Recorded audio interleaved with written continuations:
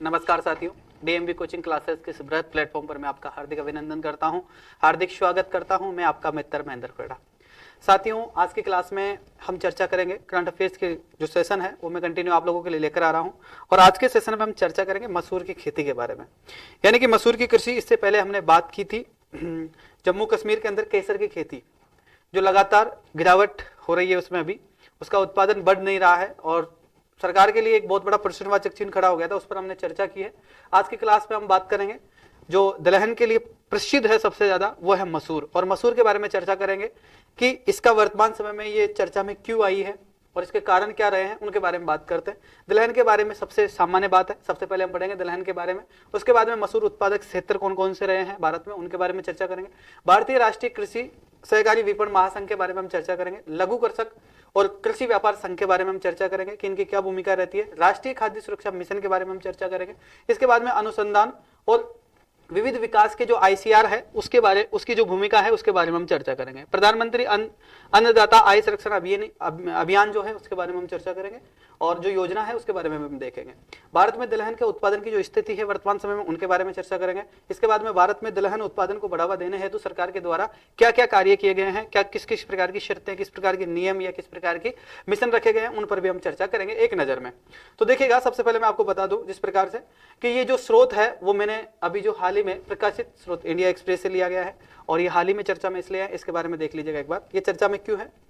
उपभोक्ता मामले के मंत्रालय के अनुसार जो है अधिक क्षेत्रफल के कारण भारत के वर्ष 2023-24 के अंदर जो फसल है उसके वर्ष के दौरान मसूर की अगर हम बात करें तो विश्व का सबसे बड़ा उत्पादक बनाने के लिए तैयार किया गया है। अभी अधिक क्षेत्रफल के कारण जो है वर्ष 2023-24 के अंदर रबी का जो सीजन है उसके देश का मसूर उत्पादन 1.6 मिलियन टन के सर्वाधिक उच्च स्तर तक पहुंचाने का अनुमान है। अधिकतर जो आंकड़ों की अगर हम बात करते हैं तो उसके अनुसार फसल का जो वर्ष 2022-23 में देश की मसूर उत्पादन जो है 1.56 मिलियन टन रही है और इसको आगे बढ़ाने की बात की गई है। ठीक है, तो देखिएगा 1.6 मिलियन टन जो है उच्च स्तर तक पहुंचाने की बात की गई है। 2023-24 का यह आंकड़ा है और 2022-23 में भी। ठीक है, तो 22-23 में जो आंकड़ा रहा है उसको आगे बढ़ाने के लिए सरकार ने 2023-24 में आंकड़े को उच्च बढ़ाने के लिए सरकार ने इस पर बात की गई है हाल ही में।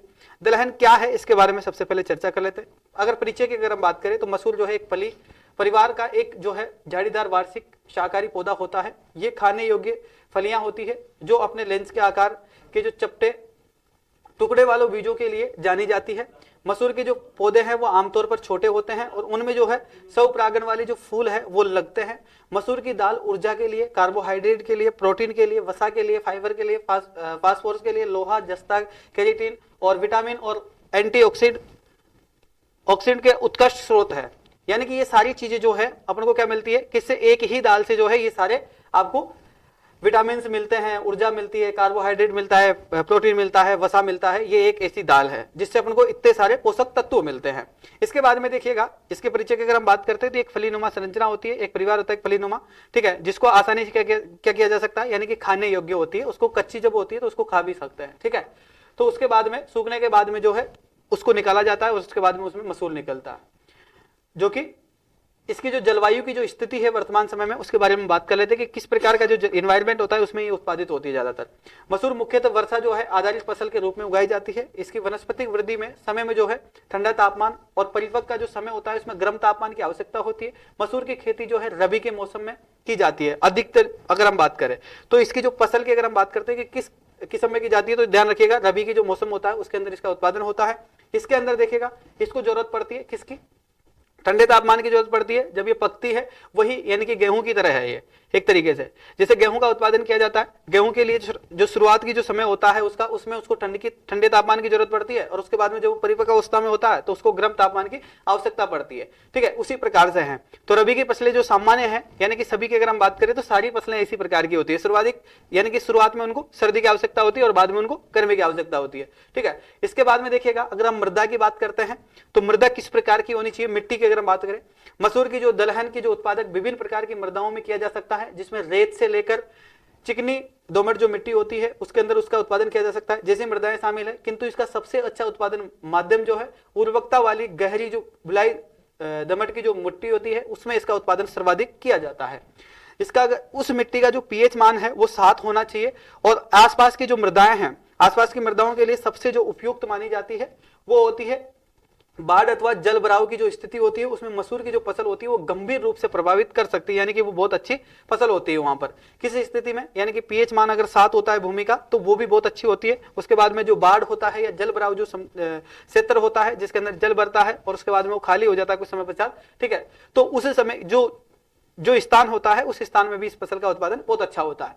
मसूर उत्पादन जो क्षेत्र रहे हैं उनके बारे में अगर हम बात कर लेते हैं, भारत के संदर्भ में अगर हम बात करें तो मसूर उत्पादन की अगर हम बात करते हैं तो इसके जो कृषि मुख्य रूप से जो है यूपी में की जाती है, दूसरा मध्य प्रदेश है, तीसरा आपका बिहार है, चौथा आपका पश्चिम बंगाल है, पांचवा अगर हम बात करें तो छत्तीसगढ़ है और सातवां आपका झारखंड है। यानी कि जिस प्रकार से मैंने आपको एक करंट अफेयर्स की क्लास में बताया था जिसके अंदर हम लोहा इस्पात के बारे में बात कर रहे थे, वही क्षेत्र है जिन क्षेत्रों में, यानी कि अगर हम इसको यूपी एमपी को छोड़ देते हैं तो उसके बाद में जितने भी जो 4 क्षेत्र मैंने आपको बताए थे वही क्षेत्र, और उन्हीं क्षेत्रों में ज्यादातर मसूर बोई जाती है, जिसके अंदर यूपी एमपी आपको याद रखना है मात्र, ठीक है। यूपी एमपी बिहार पश्चिम बंगाल छत्तीसगढ़ और झारखंड में मुख्य रूप से की जाती है। उत्तर प्रदेश तथा मध्य प्रदेश की अगर हम बात करें तो बुंदेलखंड जो क्षेत्र है उसमें उसको जो है बुंदेलखंड की अगर हम बात करें, यूपी की अगर हम बात करते हैं तो सॉरी उत्तर प्रदेश तथा मध्य प्रदेश के अंदर बुंदेलखंड जो क्षेत्र है उसको मसूर का जो कटोरा कहा जाता है, ठीक है। भारत के संदर्भ में अगर हम देखें तो मसूर का कटोरा उसको कहा जाता है, जो कि देश के कुल मसूर का उत्पादन लगभग 25% का योगदान देता है। 25% जो मसूर है उसका उत्पादन वहीं पर होता है। खाद्य और कृषि संगठन की अगर हम बात करें तो इसके अनुसार जो है वर्ष 2022 की रिपोर्ट कहती है कि देखिएगा विश्व के जो शीर्ष मसूर उत्पादक है उसमें कनाडा पहला नंबर पर है, दूसरे भारत है, तीसरा ऑस्ट्रेलिया है, चौथा तुर्की है और पांचवा जो है रूस देश है, ठीक है। तो इस प्रकार से है इसके 2022 की रिपोर्ट ये कहती है कि पहला स्थान पर जो कनाडा आ रहा है, लेकिन इस बार जो है सरकार की तरफ से हाल ही में चर्चा में आया है, तो अभी जो है इसको बोने का समय है, तो सरकार ने एक आंकड़ा डिसाइड किया है कि इस बार जो है विश्व स्तर पर पहचान दिलाने के लिए हम सेकंड नंबर पर आते हैं, इस बार फर्स्ट नंबर पर इसका उत्पादन इतना ज्यादा किया जाना चाहिए कि इस बार हम फर्स्ट नंबर पर आए, ठीक है, और कनाडा सेकंड नंबर पर आए। ये भारत की रणनीति है, इसको मान लीजिएगा आप। तो कनाडा फर्स्ट नंबर पर आता है, दूसरे नंबर पर भारत आता है, ऑस्ट्रेलिया तीसरे नंबर पर, तुर्की और उसके बाद में रूस आता है। मसूर का दूसरा सबसे बड़ा उत्पादक देश होने के बावजूद भारत वर्तमान में भी अपने घरेलू आवश्यकताओं की पूर्ति के लिए आयात करता है। मुख्य रूप से ऑस्ट्रेलिया, कनाडा, रूस, सिंगापुर और तुर्की पर निर्भर रहता है, ठीक है। इसके बाद में देखिएगा इतना बड़ा डाटे में अगर अपने पास में सारी चीजें उपलब्ध हो रही है उसके बाद में भी इस प्रकार की हालात है। दोबारा देखिएगा इस लाइन को, मसूर का दूसरा सबसे बड़ा उत्पादक होने के बाद में, यानी कि अगर हम बात करें भारत का दूसरा सबसे बड़ा उत्पादक है विश्व में, उसके बाद में भी अपने घरेलू उपयोग के लिए आवश्यकता पूर्ति के लिए हम क्या करते हैं, आयात करते हैं, और मुख्य रूप से ऑस्ट्रेलिया, कनाडा, रूस, सिंगापुर और ये जो तुर्की जैसे देश हैं इनके ऊपर निर्भर है। भारत में दलहन का उत्पादन की स्थिति क्या है इसके बारे में हम एक बार देख लेते हैं कि दलहन की स्थिति वर्तमान समय में क्या है। देखिएगा भारत विश्व में दलहन में सबसे बड़ा उत्पादक, वैश्विक उत्पादन का 25% और उपभोक्ता यानी कि विश्व खपत जो है उसकी अगर हम बात करते हैं तो 27% हिस्सा रखता है, तथा आयातक की अगर हम बात करते हैं तो 14% हिस्सा रखता है अपने आप में, ठीक है। पहला देखिएगा भारत विश्व के दलहन की अगर हम बात करते हैं सबसे बड़ा उत्पादक में अपना हिस्सा रखता है, वैश्विक उत्पादन में 25% रखता है। उसके बाद में अगर हम बात करें विश्व खपत की तो उसमें 27% रखता है, और उसके बाद में आयातक की अगर हम बात करते हैं 14% हिस्सा रखता है। इसके बाद में देखिएगा खाद्यान्न के अंतर्गत आने वाले जो क्षेत्र है उसमें दलहन की हिस्सेदारी लगभग 20% है, तथा देश के कुल जो खाद्यान्न है उसके उत्पादन में इसका योगदान लगभग जो है 7 से 10% रहा है। चना सबसे प्रमुख दलहन है जिसकी कुल उत्पादन में हिस्सेदारी लगभग 40% होती है। इसके बाद में अरहर की हिस्सेदारी 15 से 20% होती है। उड़द की अगर हम बात करते हैं और मूंग और दलहन की जो हिस्सेदारी है लगभग जो है 8 से 10% होती है।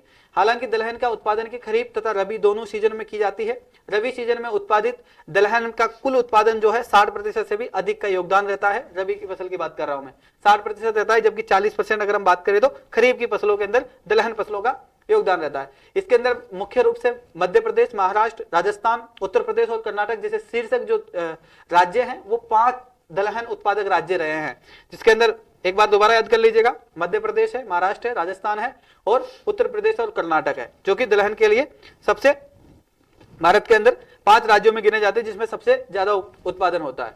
इसके बाद में अगर हम बात करें भारत के अंदर दलहन उत्पादन को बढ़ावा देने हेतु सरकार के द्वारा कौन कौन से पहलू जारी किए गए हैं उनकी हम बात कर लेते हैं। नीतिगत समर्थन, पहली बात यह है कि किसानों के लिए उचित मूल्य को सुनिश्चित करने की नीति मुख्य रूप से राष्ट्रीय कृषि सहकारी विपणन महासंघ के द्वारा लाई गई, और हाल ही में जो है लघु कृषक जो व्यापार संघ है उसके माध्यम से किसानों को न्यूनतम समर्थन मूल्य प्रदान करने के लिए दालों को खरीद पर जो है केंद्रित किया है, अपना ध्यान जो है दाल खरीदने पर केंद्रित किया है इन लोगों ने। इसके बाद में राष्ट्रीय खाद्य सुरक्षा मिशन चलाया गया, जो कि भारत सरकार के द्वारा चलाया गया। इसको दलहन के लिए मुख्य रूप से अनुसंधान और विविध विकास आईसीआर की जो भूमिका है वो आप लोगों को पता है कि ये भी मुख्य रूप से दलहन उत्पादन के लिए चलाई गई है। इसके बाद में प्रधानमंत्री अन्नदाता आय संरक्षण अधिनियम जो है, इस योजना के तहत में भी दलहन फसलों को उत्पादन करने वाले जो किसान हैं उनको बहुत ज्यादा बेनिफिट मिलता है।